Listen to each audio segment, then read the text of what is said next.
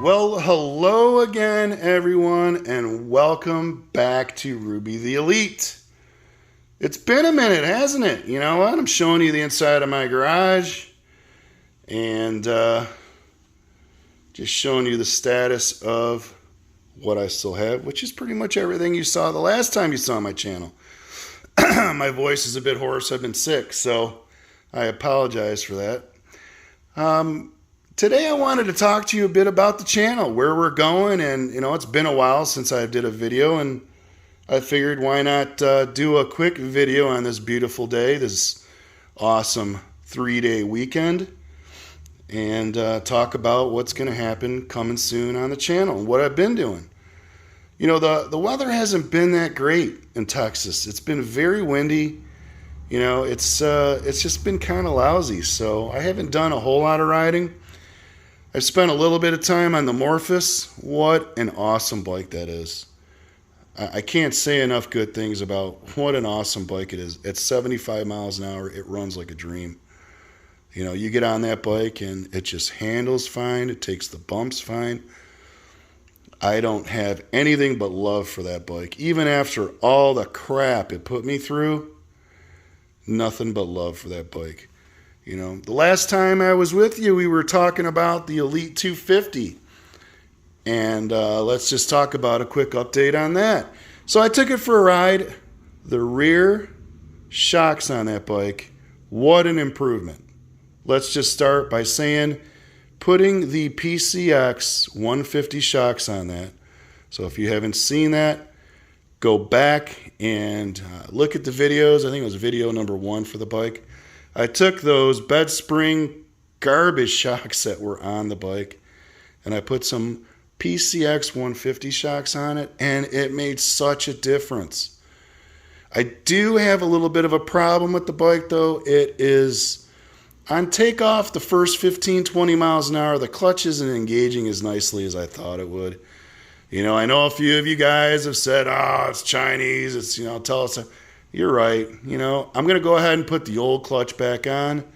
I think that's going to fix the problem. It just doesn't, the weights don't engage as nice, and it just doesn't run. You know, after about 20 miles an hour or so, it's flawless. You know, I got the bike up to 70. It really needs a windscreen. Riding without one that fast is just not comfortable. So I'm going to buy the windscreen that's all over eBay. It's like $180. I'll put one of those on it and we'll go from there. But overall, very comfortable bike. And it's going to be fun riding it this summer. Now, Ruby the Elite sitting over there. I have not ridden her. Now, I start them all winter long. I put gas in them. I keep the batteries charged. And over the winter time, I start them up every couple days. You know, I come outside and I enjoy listening to all of them run. So, you know, the bike runs great. We got to do some videos, riding videos. Those are going to be coming up. You know, I bought a camera, so I'm going to be able to take you for some rides on these old bikes just to give you kind of a view of what it's like. You know, I mean, that's the best I can do. If you can't get on the bike, at least you can see what it's like when I'm on the bike. Sitting right next to me, which you don't see yet, I have the Helix. I have not done anything. Well, that's not fair. I actually have.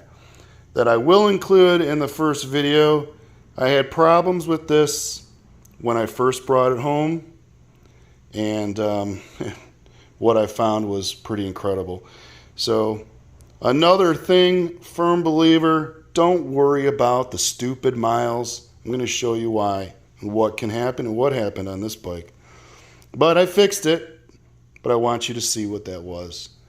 And it's going to be fun riding the Helix. I have other issues with it. It backfires really bad, you know, and those things that I did to the Elite 250 will probably do the same, fix this. It's probably the boot, you know, the carburetor boot. It's either that or, you know what, I've got a exhaust gasket problem, or it could be, you know, the fuel or the vacuum line. I mean, those are the things that I swapped all out. And once I did on that bike, it didn't backfire anymore. And this one backfires extremely bad.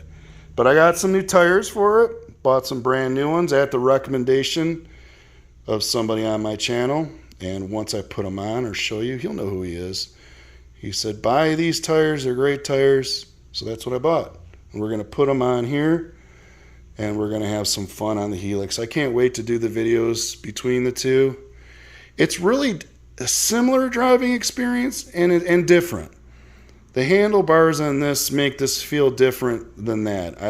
It's kind of hard to explain, but we'll get into all those things and the fun it is between those two bikes. But this one, I can already tell you, very comfortable to ride. I mean, everybody who said that about this bike over the years said that the Helix is comfortable. You are correct. It is comfortable. And I thought about getting the bigger windshield, but I don't know. Just to get more comfort. It's nice having these on there. It takes the wind off your legs. You know, that's something that I wish the Morphus had, and they don't. You know, the wind can get pretty nasty. You know, I like the windshield that's on the Morphus. I may sell it and buy an even bigger one. So there you go. Even I changed my mind. But also, we're going to talk about soon what I'm going to do with these. I've got two Elite 50s, one a 50S, and one just a regular 50. These are going to get sold this summer. So if you are interested in these, you know what I've gone through and what I've done to these. It's no surprise. So that's the good part about buying a bike for me is I've got the videos of you see me working on the bike.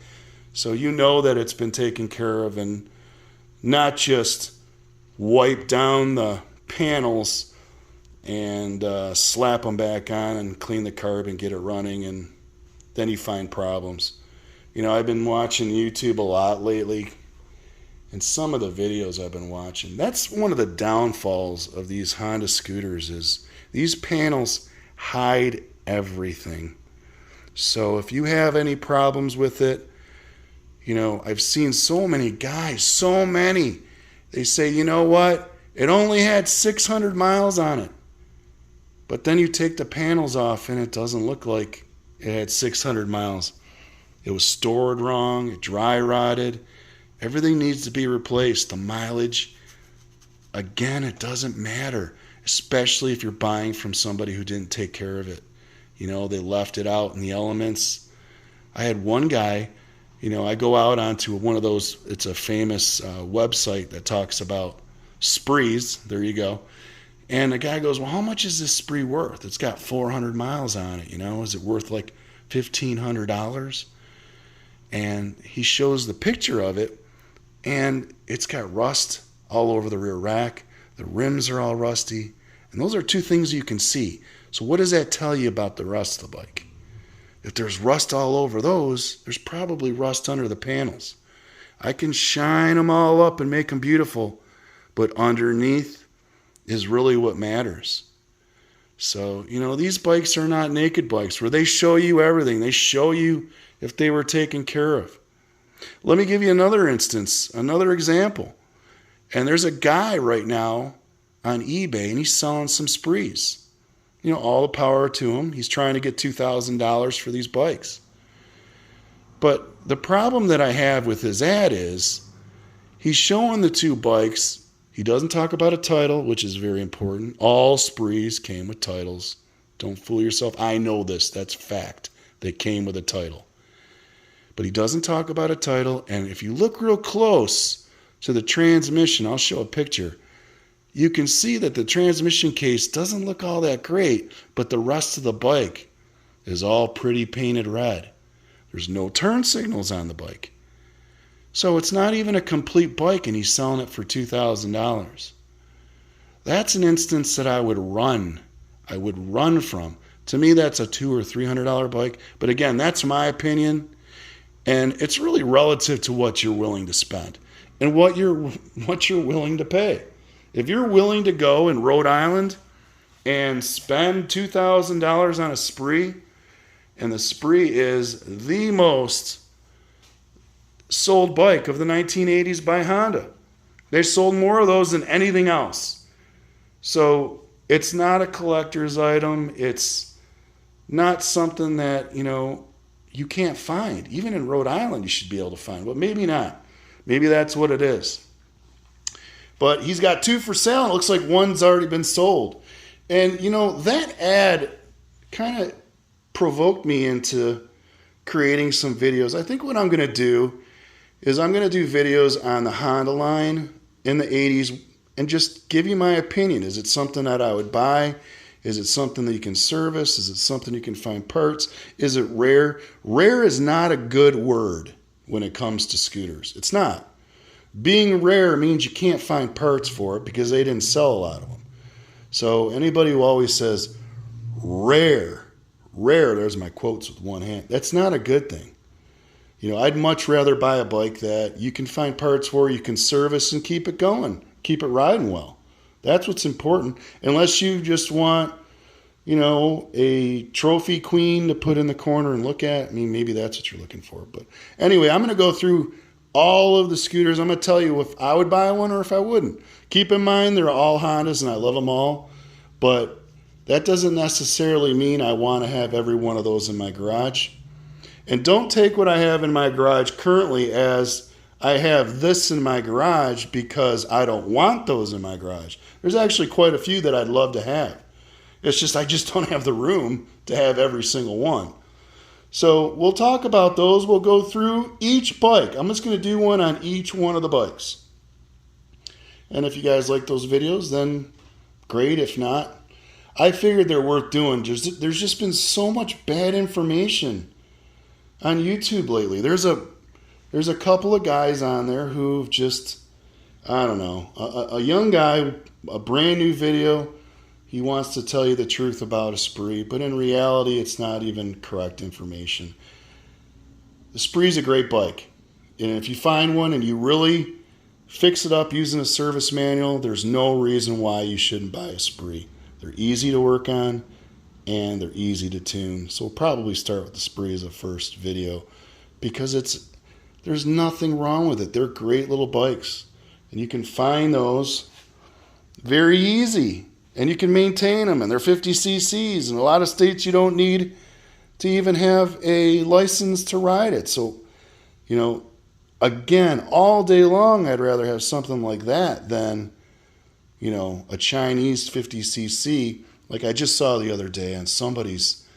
Oh, it made me sick. I was watching YouTube, and all of a sudden, this ad comes up, and he's showing these brand new Elite 50s. I couldn't believe it. You know, China has just got no shame. They don't care about intellectual property whatsoever. Out of all the names to come out with, now I know Sim actually came out and used the word elite, but at least Sim makes somewhat of a decent product. This is junk, Chinese junk, calling it an Elite 50. And it just bugged me. Don't use the Elite 50. I mean, I don't know. It just bugged me anyways. So to see that on one of these bikes, and almost the same font. The font, even the font. They couldn't even come out with a new font. Had to use the same thing. So hopefully by putting out these videos of all the Honda bikes, you can choose, you know, what you want. And maybe I'm going to help, you know, describe them a little bit better for you so you know a little bit more about them than the unfortunate garbage that you find on YouTube. Another reason I'm doing it is there's a guy out there he's a Vespa guy. If you guys watch YouTube, you know who he is. And he's knowledgeable about Vespa. But what does he do? He puts out a video about an Elite 80 and tells you how it's a garbage bike. 30 years Honda put that bike out. Those engines are bulletproof. The Elite 80s are not my cup of tea as far as the way they look, but they are so well built, they last forever. And to have him come out and say that it is junk, you know what? Sometimes when you want to call other companies' products junk is because maybe you're worried about what you really service is inferior to what they have. I'm not a Vespa guy. I couldn't give a crap less about Vespa. To me, being a bigger guy in a Vespa, I don't like the way they look. That's just me. That's why I go more towards the old Hondas anyways. I love them. But I'm not on my channel doing videos about why a Vespa is ugly or why you shouldn't ride one. It just bugs me. And then he's got another video where he's got a helmet on trying to act like the cover, and he's just trying to be funny. And at the end of the day, I don't find him funny. I find him to be a ridiculous idiot who, you know what? Put your videos out about your Vespas and don't talk bad about Hondas, especially when they're a good product. So I'm going to put out a video again of each one of the models, only in the 80s. I'm only going to give you and talk about bikes that I have experience on, that I've maintained, over the last 30 years. And tell you, I've yet to come across one that's not worth buying. Every single one I've owned is worth buying. It's just, you got to put things in perspective on how easy or not it will be to maintain that bike. That's what it all boils down to. So, as I show you around here, that's kind of what's coming forward. The Helix. Looking forward to putting the tires on it and going through everything on this and getting it running. And those are going to be the videos. And is that the way it's going to be? The Morphous is going to come up behind second? I don't know. That's all to come. Awesome bike, folks. Awesome bike. Really hope if you ever come across one of these, jump at buying it. It's worth every penny. It's beautiful. And so far, it's my favorite in the garage. But I don't know. I'm not sure what's going to happen once I get this one going. Anyway, that's going to do it for today's video. I'm glad to be back. We're going to do a quick video about putting that new transmission, getting it worked out, and we'll do a ride-along video. That'll probably be next. But I wanted to talk to you guys since it's been 3 months. You guys are just seeing the inside of my garage and me doing a little venting. I watch YouTube like all the rest of you guys do. So I see good things, I see bad things, and I go on eBay too, and I see good things and bad things, and I share them with you. Again, it's my opinion. You may not agree with my opinion, but you know what? It's my channel. So if you don't agree with my opinion, you're welcome to say, I don't agree with you, Ruby. I don't agree with what you have to say. You talk too much. Well, I guess I do like to talk. And on my channel, I'm going to talk. I'm not going to play a bunch of music for you like a lot of other channels while I work on the bike. To me, that annoys me. If I put any music on, it'll be in the background. You'll hear it. But that's all. I'm going to stop rattling on because it's getting kind of warm in here. And it's just because it's so windy outside right now that I shut the garage door. So that's what's going on with Ruby the Elite. All that stuff's coming soon. We're going to have all the rides coming on all the bikes, giving you the perspective of all those, working on this bike, working on that bike, and just to get you all dizzy. And that'll do it. If you like my channel, please subscribe. And please, I enjoy all comments. If you don't like what I have to say, that's fine. If you do like what I have to say, that's fine too. And give me a thumbs up if you like what you're hearing or not hearing. Give me a thumbs down. Hey, that's the beauty of YouTube. I comment on other channels that I disagree with, and if you disagree with me, that's perfectly fine too. But at the end of the day, I'm just sticking up for my ladies. I love my Hondas. They're all ladies. So that's it. I'll see you soon.